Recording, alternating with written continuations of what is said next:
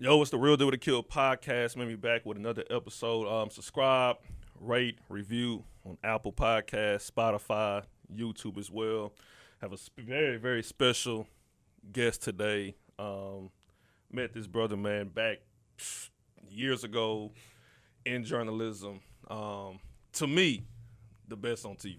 Man, the best in TV. He's not gonna admit it, but I'm gonna say it because I'm the person watching TV. One of the realest dudes that I've known. I'll give a quick story. Had him on the podcast back, I want to say 2019. We was back at ESPN. Now we back now. That episode's more like a getting to know, how he is in the career, how he got into it, right? Same year I'm graduating. I'm graduating college from Texas Southern. And I said, I'm going to invite him. And just, your friend, your close friends, your family's going to show up. So I threw him an invite. And lo and behold, he actually shows up. And I'm like, man, this is dope to me, Because my mom and my grandma, they watch news a lot. So they was excited to see him. But from that point on, I just knew that this, like, if I needed anything, any advice, any questions, I could just hit him up, text, call. I don't try to bother him as much. I know he's a very, very busy person. Bro, I appreciate that. Yes. Jonathan Martin is with me. Man. Glad to be here, man. Yes, I was thinking it's been 4 or 5 years, man. Yeah. So it's glad to be back with you. It's been a long time, a lot of catching up to do. This is gonna be a great episode. But first things first, we're in 2023. How you been? Man, I've been good. I've been blessed, man. I really have no complaints. I mean, life isn't perfect, but I just am blessed, man. I was just with my mom. My mom and dad just turned 70. Well, my mom just turned 70. My dad will be 70 in 2 years. Yeah. And I was just sitting with them the other day saying, to have them here, as Mother's Day just passed and just happy and healthy family, that's what I'm blessed for, So I don't really get too worried about other stuff. When I got my family happy and healthy, that's the best thing. Right. So I'm good, man. Yeah, my mom's 70 as well. That's a blessing, man. It's a blessing. I think a lot of people don't really understand the importance of having your parents here because I lost my dad back in 2014. Mm-hmm. And at that time, before he passed, me and my dad would just butt heads on things. I was the youngest in the family, things of that nature. And then once he passed, it hit different because it was more so there was a couple of things I wanted to do, especially my son was born 5 months after, right? So it was more so of a thing like, man, I regret not telling him in a sense that he was having a child, but just appreciate it because my mom's still here, obviously, and that was the best thing for her, having my son being born, right? So I tell people, man, anything you have, any type of issue or back and forth you having with one of your parents, man, that rekindle that. Yeah. You only get that's one thing. You only get one set of parents, and I think for me, this past Mother's Day, I was just seeing how many people that were posting about their moms who had passed in the last year or two, and I said, man, you got to honor your parents while they're here. And so yeah, for me, that's what it's all about. I'm good, and when you're healthy and you're alive, that's enough to say, that you're doing good. Yeah, and we can backtrack a little bit too because, like I said, we ain't speaking 4 or 5 years. Obviously, COVID happened in 2020. A lot of people was affected with that. But for you, how was you able to maintain your mental health, staying right and everything back at, during 2020? Yeah, man, it was, so I still was working. A lot of people I know either, kind of stopped working or they weren't able to do what they had to do, what they did before. But I worked every day. I worked from home. They set up a studio in my house. And I did the news every day, but it was also interesting because you're isolated. You go to work, used to being around a lot of people, then you're just by yourself. And for me, I just made sure that I continued to do things that brought me joy. So I made sure that I still stay connected with my family. I actually got in real good shape, my best shape during COVID, because I started just working out extra hard. I was like, you got all this extra time, so now work out more. And so I just – for me, it was a way to just sort of all the things I said that I didn't have time for. Now I'm like, all right, you got the time, do it. Yeah. You've been saying you don't have time to call this person. You got time now. So it was a way to kind of really get back to the basics for me. Man, and we didn't really talk about this last time, but your workout ethic is crazy. So cameraman Trey, he works out But he be going hard, y'all two workout ethics is crazy. Especially you. I've been seeing you for a long time. Workout, bro. I'm trying. See, look, I have my moments. I have my moments of I'm gonna hit it, go hard from like May to August, and I go 3-4 months. Then something happens, I get a little lazy. Yeah. Then I stop for 2, and then I eat what I eat. So I want these next probably 5 to 7 minutes to help me. Tell me about your workout ethic because I need it. Well, here's the thing. I work out 5 days a week, and I rest on 2 days. Look, everybody doesn't necessarily have to do that. But the thing I've been telling people is all about your diet, and you can attest to this as well. It's probably 75%, 80, maybe even 85% what you eat. So you can't, as my trainer says, you can't eat bullshit. And then, right. And that's because you're going to look like that. So for me, it's all about eating enough too. How many meals a day are you eating? Probably around 2. See, 3. That's not enough. If you really want to change your body, you've got to start eating 3, 4, some would even say 5 meals a day. So I eat 4 meals a day, no excuses. I don't care if I'm busy. I don't care if I'm on the run.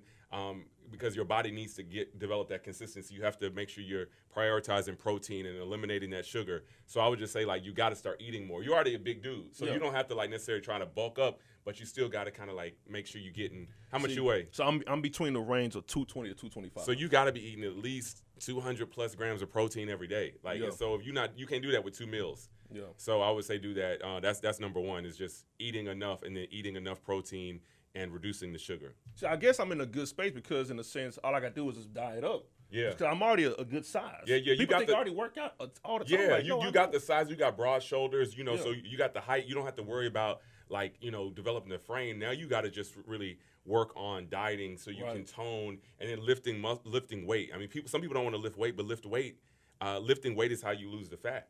That's true. So what's your diet? Is it pescatarian? Is it seafood? No, man. I eat chicken. I eat turkey. I love a lot of seafood, but I just try to make sure I eat a lot of protein in every meal, and then I just don't drink a lot of sugar. I don't eat a lot of sugar. So that'll help you. See, that's the thing. So I'm good on drinks, so I could just drink water. Are you drinking a lot though? See, I'm not drinking a lot. Okay, what's a lot? So when you start going, 3 or 4 drinks a weekend, like 5, 6 drinks a week, that'll add up, bro. Like, see, I okay, so you can see. I drink tequila on the rocks, so at least I'm not mixing. I do on the rocks, so at least that's less. Yeah, calories. but see, it's not about sometimes the calories and the sugar. Like, also drinking just slows down your recovery. That's it true. affects your sleep. Yeah. It really affects total sort of fitness. So I always tell people, alcohol, if you want to be honest, is really poison. Like, I like a good drink too. I love a good drink, but I also say, all right, if I've had 2 this week, that's it for me. No more. So you got to just cut down on the drinking, bro. That's really what it is. It's really the drinking, because I don't eat as bad. I could eat good. Like, that's not the issue, you know. But it's more so like a lot of bread on my end.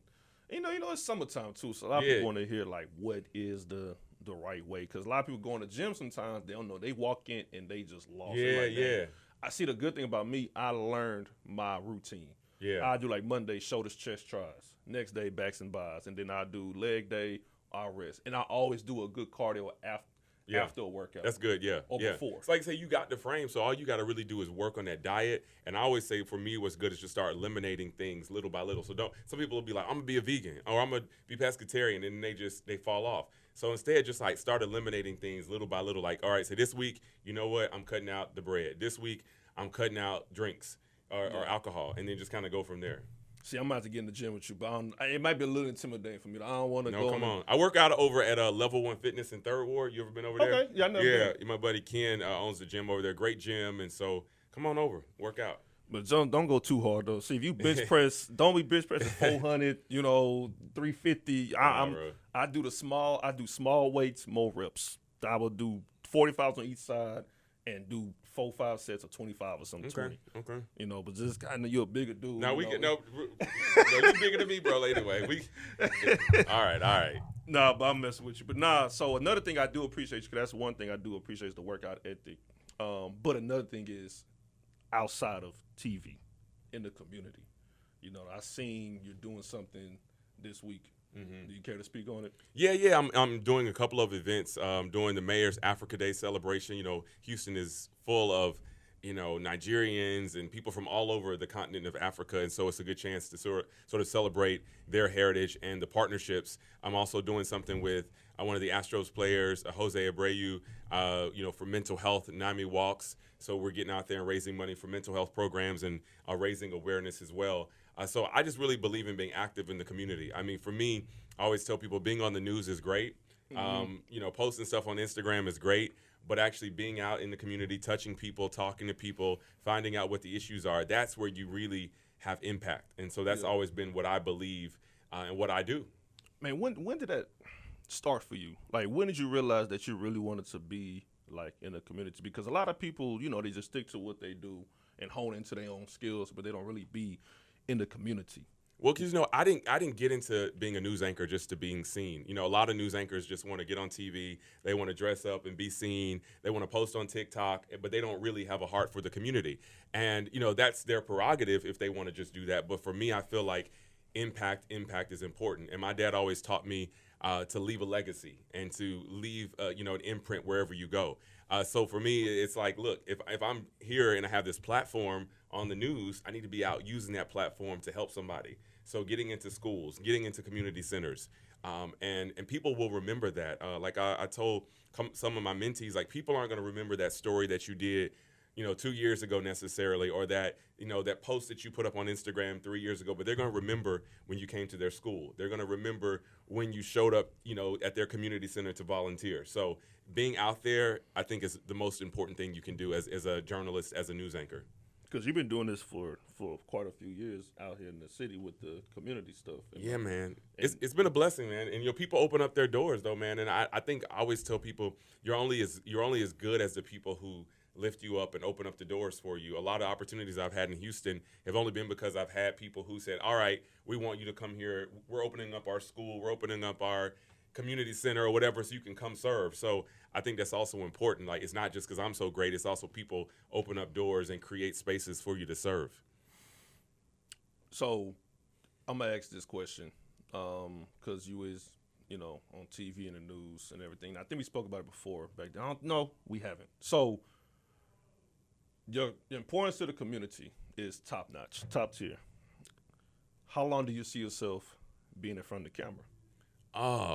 Good question. Yeah, I don't. This was a boyhood dream of mine, and it's been cool to be able to do it. But I'm not one of those people that sees myself being a news anchor until I'm 65 years old, right. Or one of these people, he's been in this station for, 35 years. In fact, that was part of me leaving Fox 26. Like, I knew that this was not going to be a pit stop for me, right. But I also didn't think it was going to be my final stop. Just a chapter. Exactly. So I think you have to go into it knowing that. And so for me, I'm not a person that needs to always be out there and being seen. So I kind of enjoy sometimes, doing stuff behind the scenes and letting somebody else shine. Yeah. So being a news anchor is cool, but also, like, the industry is changing, as you know. Radio's changing. People can, you can create your own show here. We're creating our own show here. You don't necessarily need a platform, a company, a corporation to allow you to do what you do. Because like I told you before we got on, you're bigger than TV. You're bigger than news, And you're. It's like you have that superstar celebrity look. I don't know, bro. I appreciate you, man. Thanks for hyping me up.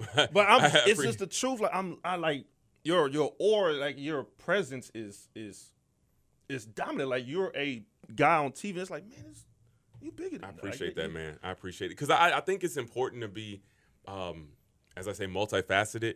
I never wanted to just be the news anchor, and right. And I always tell people too, it's important to, like, have layers to you and really to separate your professional identity from your personal identity and brand, because while I am a news anchor, I'm also, at the end of the day, just a guy from Atlanta. I love fitness. I love to dance. I love my community. I love my family. Like, that's who I am. And so, I also felt that it's important that you know who you are and that you create things along the way that are an extension of who you are. So a lot of the things I created here in Houston were an extension of who I am and the interests that I have, because those things are lasting. Being on TV is cool, but I'm no longer on Fox 26. So, but the other things I created and other things I did are things that are lasting, and so I think that's important. So, to Jonathan Martin, How do you define success?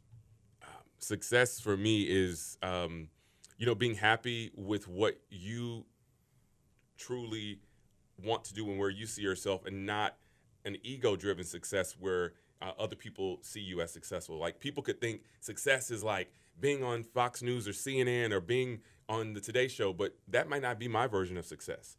So success for me is what you feel makes you happy and what your goals are. Not everybody wants to go play in the NFL, and so that doesn't mean, so if you don't make it to the NFL, or you are cool with, playing in college and then going and pivoting and doing something else, that might be your success. So I think success is how you define it, and not, like I said, an ego-driven of what people would view you as being big and successful, if that makes sense. Right, yeah, it do. So, and that varies from person to person, Yeah. And even in this industry, I know people who are working in Charleston, South Carolina as a news anchor, and they love living in Charleston. They make a good enough salary. They love the, city, the schools their kids go to, and they are successful just as much as a guy on CNN is. If you want to, look at it that way. Right. Some people are happy with where they at, and there's nothing wrong with that. Yeah. So, have you ever thought about, like, I'm pretty sure you have, like, what is, like, your ultimate stop, like your ultimate end goal with just, in your career, for the community, something that's not even in this career? Like, have you ever thought about, like, what's, like, the ultimate end stop?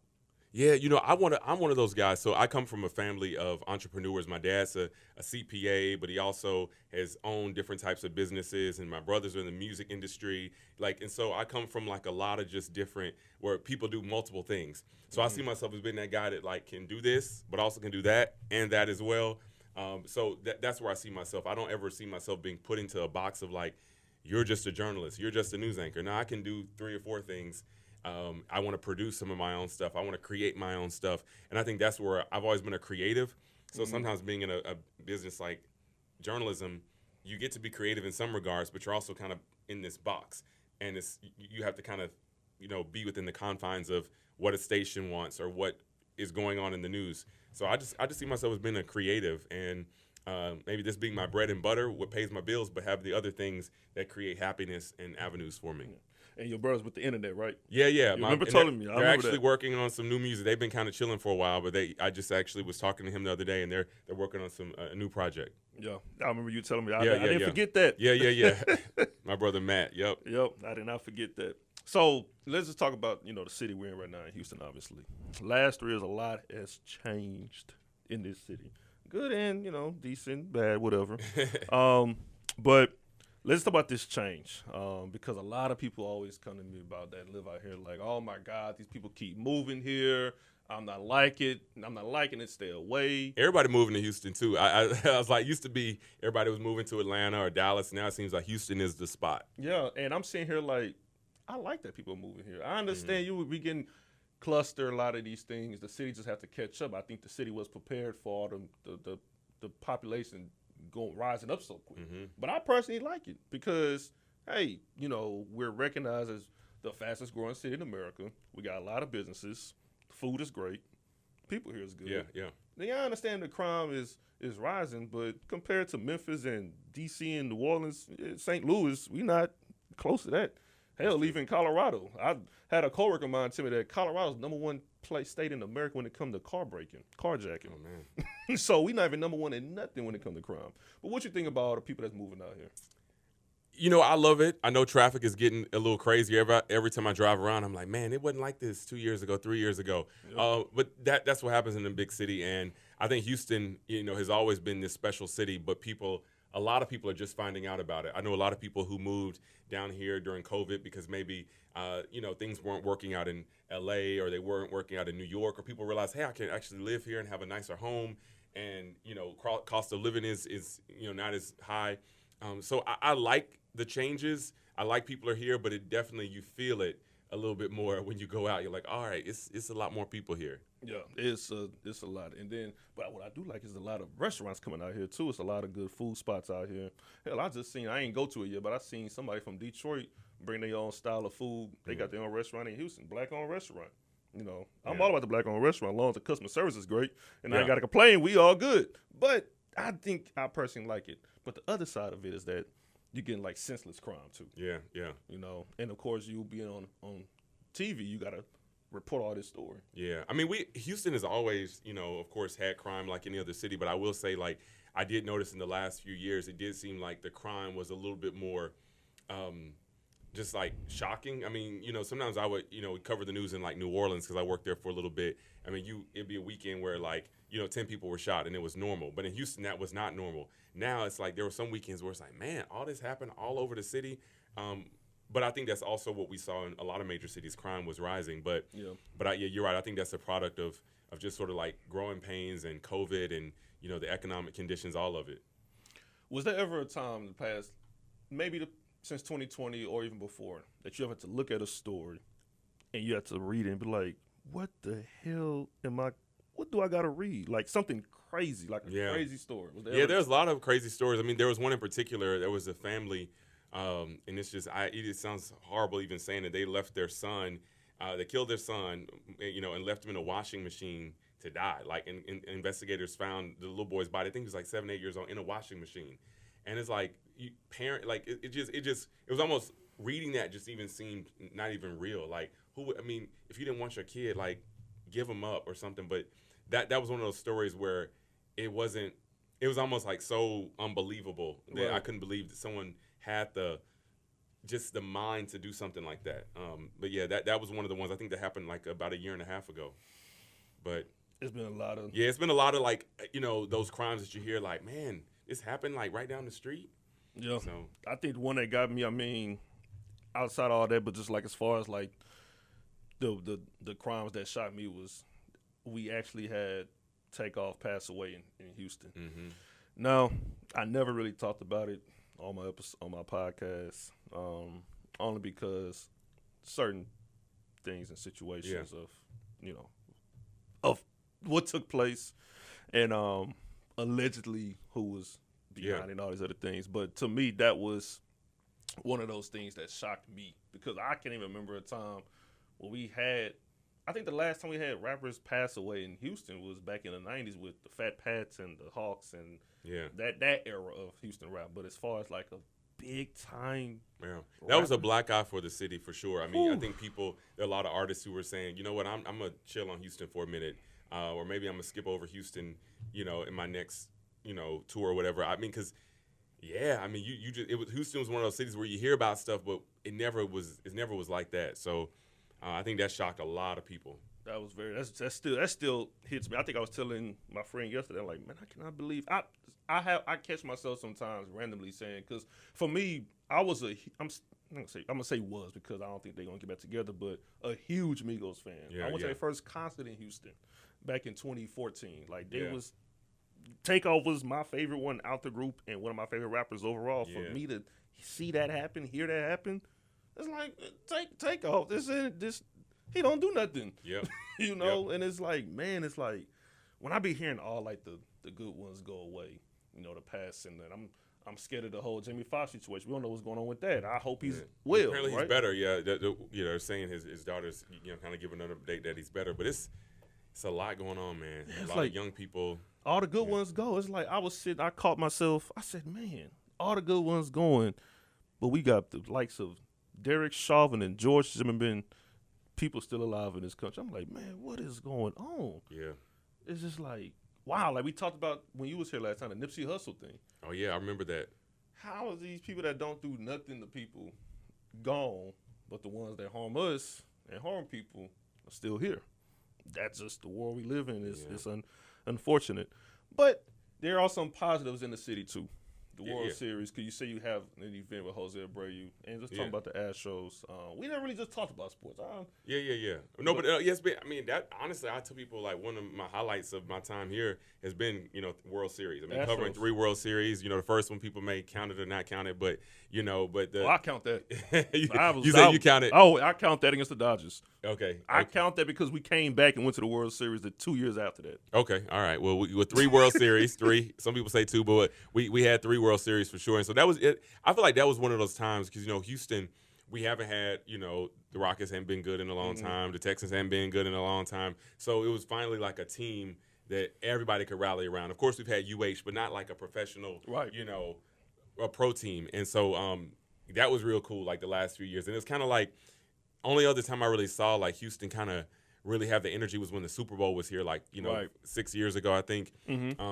So yeah, I always say that was one of my highlights of just being here around that time, because no matter what you believed in, no matter politics, this, that, and the other, like race, whatever, it's like when those Astros were in the World Series, like everybody was hyped. Yeah, there was. And I'm going to dive into just the sport just a little bit, not too deep, because we have been hosting a lot of events. The Final Four, we getting the college football championship next year. We getting the World Cup in 2026. Yep. There's two things to me. So one side of it is like, man, I like it a lot. I'm glad we're getting all these events. Number two, I'm like, man, how the hell we going to have the World Cup here in Houston with all this traffic? Yeah. You know how many countries is that? Well, they're getting some of the games here. So like, I think there's a number of cities that are going to have the World Cup. So Houston's going to host some games. And, okay. Yeah, so we're not hosting the entire World Cup. So it'll be here, obviously, in the States. But I think Dallas has some games. I believe I think like maybe 8 cities that, I don't know. I don't want to speak incorrectly, but there were a number of cities that were chosen. Okay, so it's like we get like the pool, because in World Cup it's like certain teams and certain pools. Okay, I thought it was a whole entire. No. Yeah, that Houston would need a lot more hotel space and space in general. I mean, because the World Cup is the biggest event. I mean, it's the world's biggest event, sporting right. wise. And my theory, and I could be wrong, it's just my theory.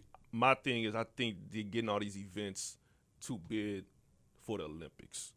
That I could be off on that, but that's just my thing, because we had the Super Bowl, we had the we getting the college football championship, we had the Final Four, we gonna get part of the World Cup. My thing is like, are they trying to show the Olympics like, hey, we can host a big event? We want to host. I don't know. I don't know. I mean, that's a good question. I mean, I guess Houston could do it. I mean, we got the space. Obviously, anytime you're in an Olympic city, you got to build some facilities and create, especially if it's the Summer Olympics, you got to, create some new facilities. Because I remember growing up as a little boy, Atlanta had the Olympics. Yep. And so, Atlanta it changed the city. Like I grew up there, but then when the Olympics came, it just was a whole new city, because it kind of catapulted it into this really world-class city. So yeah, you never know. I mean, but Houston, I talked to the mayor a lot. He said people just love Houston because you got the hotels here, you got the food here. People feel like it's just like that. We got 2 airports that helps out. Like, so stuff like that. When they're looking at hosting big events, they look at those things like, all right, do you just have one small regional airport, or do you have? I mean, we got 2 international airports. Yeah. So Houston's always been like a it city. And it's kind of like central, if you will, kind of in the country, and people know Texas. So yeah, right. What did you think about when the guy from Connecticut said that Houston is, what do you say, butt ugly? What was your thoughts on that? Yeah. The mayor wasn't happy. People. Here's the thing. Like, Houston is one of those cities that look, we're not Austin, we're not Dallas, we're not Atlanta, we're Houston. And I think sometimes people come here and they're like, oh, like. I get why people love Houston, but I feel like we're one of those cities like you have to live here, experience the culture to really understand why it's so special. We don't have an attraction. We don't have like some big theme park that people come for anymore. We don't have some big thing like New York or LA or Chicago. We are just Houston, and I tell people, if you just come in for a quick moment, you may not get it, but when you're here, you're like, oh, I get why people love it. You know what I mean? Right. But it's hard to describe. When people say, what's there to do in Houston? I'm like, I don't really know. Nightlife. Yeah, but just come here, but when every time people come here, they always end up loving it. Yeah, and I had this debate with some people in the past: do you believe Houston is a tourist city? Because somebody was on the news, I don't know if it's our station or whoever else, but a guy right before the Final Four was saying that Houston is a great city. You're not going to see the impact of the Final Four in Houston because Houston is not a tourist. I forgot how he put it. I don't want to misword him, but he said basically saying Houston is not a tourist city. I don't think we are. I mean, Houston's an amazing city. It's a great city, but it's not one of those cities that I think, like you said, is a tourist city. I think people do go to Austin and New Orleans. I lived in New Orleans. New Orleans is a world-class tourist city. New York, Miami. There's certain cities, Vegas. There's certain cities that people go to. Not Houston. But when people say, okay, where do I want to like live in a big city that it feels where weather is nice and people are cool and I can kind of be myself, like Houston is one of those cities. And I know a lot of people from my hometown of Atlanta who are like, you know what, what's going on in Houston? I'm kind of tired of the whatever in my city. People want to come here because it seems like you can enjoy the big city life, but also kind of not have all the craziness sometimes that comes with it. Yeah, and I think when he said it wasn't a tourist, I had to sit back like, think he's right because we, like you said earlier, we don't have like the number one attraction. Like for example, when I go to New York, oh my God, Times Square is an attraction. Yeah. Madison Square Garden. Yeah, Statue of Liberty. Statue of Liberty. You got the, you go to DC, you got the White House, you got all kinds of stuff. You go to Miami, of course, you got beaches and you got all kind of stuff. But I feel like Houston, we just don't have that attraction, and I think that's something that the mayor's talked about. They want to do. There's also, I think, a big push to get like entertainment here. But that's why you see also people like 50 Cent moving here. You see like certain celebrities realizing, oh, Houston's a hot spot. Let me jump on this before everybody else. Up. Yeah. So I know he's been, working behind the scenes doing some things. I don't know details, but there's him and several other people who are like realizing, okay, we got something special here. Let's, what Tyler Perry did in Atlanta and others, we could kind of replicate that here in Houston. You can. Perhaps. Houston is definitely growing. And the one thing that some people talk about with NRG being in the area where it's, at the time when it was made, it was a cool area, 16 and all that. Some people believe that the Texans should get a new stadium and move it out somewhere else, like Katy maybe or something. Because you see, Katy is getting a lot of business out there now. Yeah. You got so many different things. I can't even go through all of them. Andretti's and Pop Stroke and different fun things to do. And I never heard that, but that makes it like that's what the Braves did in Atlanta. They kind of moved out of the city of Atlanta and went out to Cobb County. And it's done well. I could see that being a thing. I do think that NRG is like 20 something years old now. So one thing that a lot of people talk about is that the Super Bowl, getting the Super Bowl is now really competitive, and there's this new process where, from what I understand, like you no longer put in a bid. Like there used to be this whole bid committee. You got like all these people together, and you had to present this thing. Now the NFL, from what I understand, they come to you basically, and when they're interested. So basically, it means you have to keep up your facilities, you have to keep up your stadium. So from what many have said, presumably the NFL prefers newer stadiums. Yep. The ones that have the best technology. So New Orleans and others are the cities that are newer. Or that have, I guess more technology end up sometimes getting picked over and over again. Yeah, that's why we see Vegas getting theirs next year. You've seen a lot of these teams that have historic stadiums are getting new stadiums. Yep. Chicago Bears talking about getting a new stadium. Yeah, and also capacity-wise, like if one stadium can hold 70,000 versus one that can hold 90,000, which one you gonna go with? Right. Exactly. From a marketing and money standpoint. Yeah. And then a lot of people, I know Buffalo's for sure getting a new stadium. And you know how Buffalo is. Football is a home field advantage because of the snow and all these things. Yeah. Just watching football and, just knowing it. Like, we live in Houston. We got the Texans. I think that plays a big part because, man, you taking away the atmosphere. You're taking away the home field advantage. And now I've heard some people say that now the NFL, the attendance, the crowd is going to be more so not for your general football fans. Gonna be more so that people that can afford it, because now the average tickets now for football games is rising close to $800 now. Oh man, for all in the field. So the Raiders, for example, when I was out there, a dude in the Uber was telling me that there was no tickets less than $600. Oh hell no. That's I guess if you got it, but nah, most people don't have it that you be spending left and right. And the general football fans that love football don't have it. They just workers. Yeah, that's true. So it's a going to the Texans game is very affordable right now. But they start winning and they get a new stadium. That's true. This is true, man. Yeah, the tickets, I think last year, they were practically giving them out. Right. Rockets and Texans. Yeah, and I love my Astros. I can go to a baseball game, and have fun. So that's just the thing. And also I always talk about this, but man, we got black men coaching all of our teams. I love that. Like, that's something that's, and I don't believe anybody just getting a job because they're black, but it's just great to see these men in Houston get opportunities that 5 years ago, perhaps even pre-George Floyd, it wouldn't have happened. So it's really great to see that, and Houston kind of lead the way on that. Yeah. Not just in our way, even after Lovie Smith left. The Texans' last 3 coaches have been black men, Yeah. And so it's just good to see these guys getting considered for these jobs. And if they don't win, then they move on to the next, but at least getting considered in the room.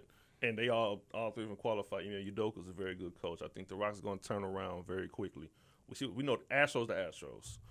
Championship window might be another 3 to 5 years, but hey, that's a long time. Yeah. Texans, they rebuilding, so I'm liking where it's going. But I want to shift gears a bit to Mayor Turner because a lot of people really just don't know him like that. You have a good relationship with him.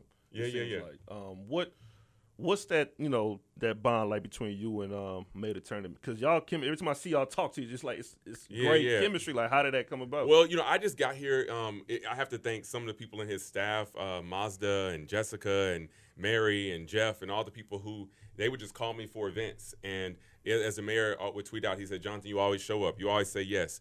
So I think for me, just getting out in the community right away. When I moved to Houston, I didn't wait a year. I didn't wait 6 months. I just started doing things, and I think city leaders started noticing that. But also, I'll be honest. I think when you have people in leadership who look like you, sometimes they will make sure that you have certain opportunities perhaps that you didn't have before. Sometimes when it comes to emceeing events or hosting things, I may get a call from the mayor's office or from Sheila Jackson Lee or the county attorney's office because they also understand the importance of having people of color in certain spaces to shine and succeed as well. And speaking of MedTech, speaking of him, man, can you just break down, because everybody keep talking about the time there was a freeze and he was on camera. He was on camera, then obviously he was talking, then the lights went on. People felt like it was on cue. Oh, yeah. I saw that, but I don't know. I remember seeing that video, but I'm not. Hey, what was your reaction when you saw that? I was like, oh, okay, but I don't really know what. That was everybody look at it. It's like, man, hold on, how your internet still on, but the light just flickered off. It was just fun. Man, I remember that, but I'm gonna just keep it moving, bro. But nah, but thing is with Mayor Turner, like, what is the one thing that we don't, like people like me that don't really know, they just see him on TV, but what's something that stands out with Mayor Turner? Because I feel like your thing in the community, I feel like he appreciates that a lot. And yeah. I think the thing about the Mayor Turner, like, look, I tell people all the time, like, I ask him the tough questions. I've had interviews where I've had to be like, look, this is what you said, this is what happened, or be confrontational somewhat. So I believe he's just a fair person. Yeah. I think the people want someone as mayor who's real and relatable, and I think that he's somebody who is very much, and he says, look, I'm from the Fofo, I guess that's Acres Home area, yep. So I think people appreciate just somebody who's from the community, still lives in the community, and I just appreciate the support. Like I said, politics aside, you can agree or disagree, whatever, but for me, it's more so like just he's a person, I believe, when I've asked the tough questions, he's been fair, but he's also made sure outside of that to be a good dude. So right. Has he ever talked about, maybe not, but has he ever talked to you about, like, since his run of mayors coming up? Yeah, he'll be ending. Yeah, his term will be up in 4 or 5 months. Yeah. Has he ever talked to you about, like, not necessarily who he wants after him, but the type of mayor he will want to run? No, I haven't really asked him that, but obviously we got some different people in the race, and I asked him if he was going to endorse anyone, and at this point he hasn't. We got Sheila Jackson Lee, who is running now. You got John Whitmire. You got Amanda Edwards. You got Robert Gallegos, who's Hispanic. Houston's never had a Hispanic mayor, even though we have a large Hispanic Latino population. Right. So it's going to be an interesting race, but he hasn't said for sure who he would endorse. Yeah, because I think that's going to be. I think every year is an important time. Every election year is important, but I just feel like this year coming up for Houston is very, very important because of a lot of things that's changing. People moving out here at a high rate. The cost of living is going up. The jobs that's endless. I've seen a article in Houston Chronicle, I think a couple months ago, with all these new things that's coming to Houston in the next few years. It's like, it's Houston is but we got the people, we got the space, and it'll be interesting. But yeah, you're right. The mayor's race this year is going to be interesting. It's a lot riding on it. We've had the same mayor for almost 8 years, so this is going to be a new era for Houston. Yeah, and I want to, before I let you go, I do want to touch on it because we didn't really tap into it, but it happened in 2020 with George Floyd and the impact it had in the city, and you was obviously covering it. What was that like for you just personally, as you know, as a black man, just seeing that happen and for you to have to cover that situation? It was obviously, tough. I think tough on everybody, but I think for me it was also empowering rather, because for me when George Floyd happened, it was one of those stories where I was able to really speak from my heart when I would, sort of talk about what was going on. When I was out there anchoring the coverage of the funeral, anchoring the coverage of the protest, I was able to just speak from my heart. I didn't have to read a script. I didn't have to talk about, well, I was able to say, this is how people feel, because I'm one of those people. A lot of times in journalism, we're taught to not put our feelings, our emotions, our opinions, but this is my lived story. This is your lived story. Yeah. So it was one of those moments where it was tough to cover, but it was also moments where like, no, this producer, that person, this news director, you can't tell me what to say because I know this subject matter better than you. I know how black people are feeling. I know how black men are feeling. And I know how I'm feeling watching that video is different than perhaps you feel. So if that makes sense, it was one of those moments where you were able to sort of step outside of your journalist news anchor hat and just be a real person and present a story and the news with some empathy and some compassion that you perhaps feel that others around you may not because of who they are. Yeah, that's true. So it was one of those moments where I'm like, I'm gonna say this. This is how I feel. This is how people feel. I'm gonna, straight no chaser, kind of thing. Yeah. One last thing. I'm on a positive note. All right. So let's play a little game. When it comes to music, what is your number one genre? My number one genre. Oh, I love R&B. Okay. Yeah, R&B is probably my top because, yeah. Any era. 90s R&B, bro. 90s R&B. Okay. Let's say we're gonna play a game called Sign, Drop, Develop. I played this a couple of times in the past. Sign, Drop, Develop. So okay. let's say you're a label exec. I'm gonna give you 3 artists in their peak, in their prime. You gotta sign one of them to your label. You gotta drop one off your label. You gotta develop. And you said 90s R&B, right? Yeah, sign, drop, develop. Okay. And do you prefer male artists or female artists? I could do both. You can do okay. I could do whatever, But yeah, Okay. if you want to do a male, then do a female, whatever. So let's do this. All right, before we go, this will be the last thing. We're gonna do a group. Boys to Men. Jodeci. And I'm gonna throw in Drew Hill. You gotta sign one of them. You gotta drop one of them. You can develop one of them. Ooh. In their peak. In their peak. All right. I think if we just smell like undeniable music, classics, stand the test of time, Yeah. I think you got to sign Boys to Men. Okay. I mean, like undeniable, like music people still playing, singing, universal crossover, black, white. Everybody knows Boys to Men's, End of the Road, Water Runs Dry, Motown Philly. I mean, like, I would say Drop. Drew Hill. I love Drew Hill. They're great. But I think Jodeci's legacy is just still like a little bit stronger. Okay. And they were just sort of like in their prime, the bigger group. That's how I'm gonna roll with. I like it. Okay. Yeah. I'm gonna do women, we can get out of here. No, you good. Women 90s R&B.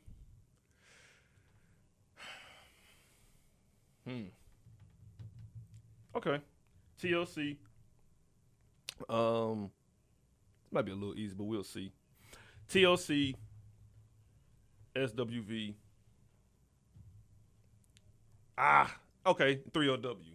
I know you're gonna sign TLC, but I don't know which one you're gonna drop. All right, I got to, I'm from Atlanta now, so I'm a signed TLC too.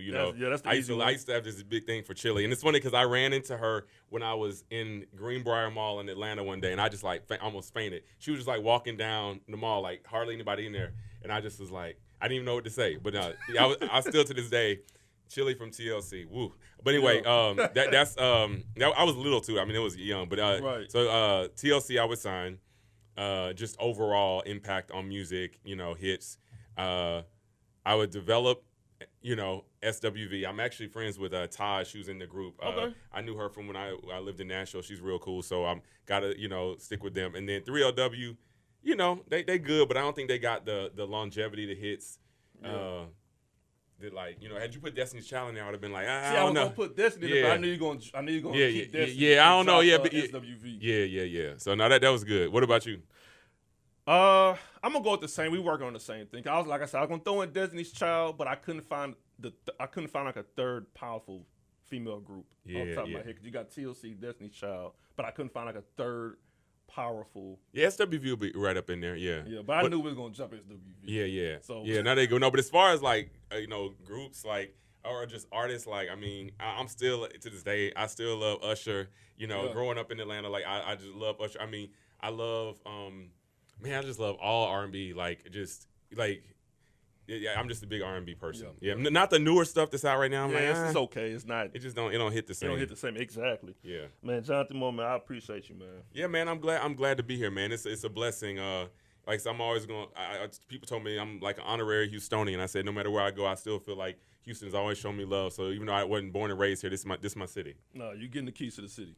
You ain't got them now already. You. I got my own day. I ain't never told nobody that, but I actually got my own day a couple years ago. Really? Yeah. I ain't never announced it because I just was low key. Like, what day is it? It's in September. I think it's like September 24th. I got it because it was for some community service I had done, like, you know, cumulatively. So let me ask you, how does that work? So when you get a day to the city, so every day September 24th, like, does anything? No, it's not really. I think it's more just ceremonial. Okay. Yeah, it'd be like, all right, you know, today is, you know, a kill day in the city of Houston. You get a proclamation, and it's sort of more for just your own, like. So you don't go to a restaurant and get like, hey, I get nah, free. it ain't none of that. So what the hell I got a free day for? Even like, you know, like Megan Thee Stallion, I think got a key to the city. It's just more like for people to like. A key is more sort of like show you love, like somebody who was born and raised here, usually, and you went and did something great. Man, I would have been like, look, this is my day. I better get free parking in Houston. I better get free food at a restaurant. I better get everything free that day. But, you know, they got a lot of days, like, because people were laughing. I think it was on the Shade Room in one of those places. They were talking about, like, Atlanta be getting everybody days. Like, they were just, it was like somebody was getting a day, and they were like, I think it was the girl Chloe, they gave her a day, and people they're like, why she got a day? Like, but. Yeah, I think she lived there at some point, and you know. K Michelle got a day in Houston. You said what? I think K Michelle got a day in Houston. You know what? Probably so. Man, I should get a day. Man, ain't no way. Are they giving out days, bro? Man, they just giving days out. August 5th, my birthday. That's my day. Okay. Thank you. He's like, yeah. Man, I should get a day for real. Yeah, you got. I think it's all about who you know. You know the right people. That got is there like a website to sign up to or something? I don't know. I think it's just like you got to be. I think you got to be giving it by the like mayor's office or the congresswoman's office or something. Man, like that. K Michelle got a day in Houston. Yeah. Is she from Houston? No. Okay, that's fine. I didn't think so. That was made it worse. I was like, bro, like, and then some of my own people ain't got one, you know? Man, that's crazy. Yeah. Man, but Jonathan, I appreciate you, man. I appreciate it, man. No, this is an honor, man. Glad to have you back. Glad you had me back. Yeah, for sure. Likewise, man. It's just 3 years, long time, 4 years not talking. It's like, man, we back in the swing of things. Congratulations to you for everything that you did in the city. I appreciate you, man. I'm so excited for your next chapter. Yeah, man. And I'll be able to keep everybody posted soon. As soon as it's like signed, sealed, delivered, I'll be able to kind of, you know, tell everybody exactly what I'm doing, where I'm going. But I'll still always be coming back to Houston to do different things. Yes, sir. Yes, sir. Real Do With A Kill, Jonathan Martin. We are out.